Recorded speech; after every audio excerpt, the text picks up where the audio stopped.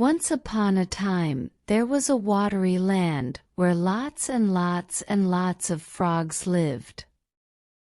Actually, it was just a big pond, but the frogs called it Frogland. And that's where all those frogs lived their froggy lives. But they were bored. They had no one to tell them what to do, and they spent all day croaking and moaning that everything would be so much better if they had someone in charge who would show them how to live their lives, entertain them like royalty does. So they sent a letter to Jupiter asking for a king. A pond full of green frogs.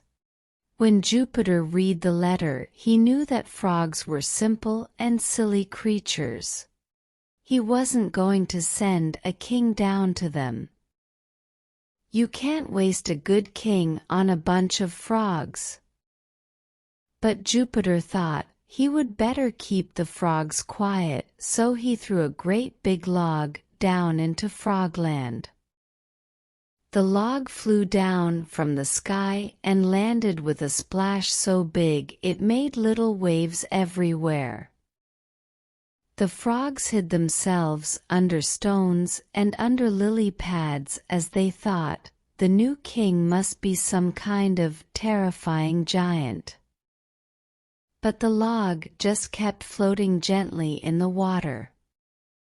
After a little while, the frogs became curious, and one by one they peeked out to look at the log. And it wasn't long until the frogs found out that their new king log was actually a very quiet and peaceful king. In fact, some of the younger frogs started diving off him. Some of the older frogs gathered there and used the log as a meeting place.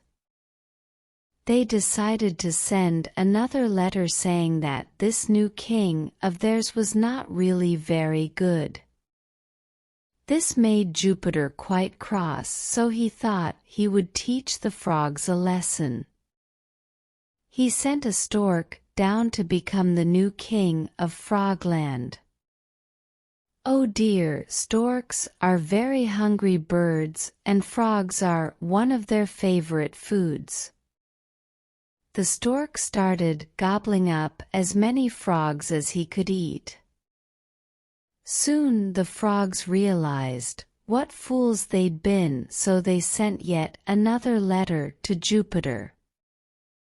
A stork stood in the pond with a frog in its mouth. Two other frogs leap into the water. "Oh, what a cheek!" cried Jupiter. "I gave you what you asked for, so you have only got yourselves to blame if it has all gone wrong." And the moral of that story is to be very careful what you wish for.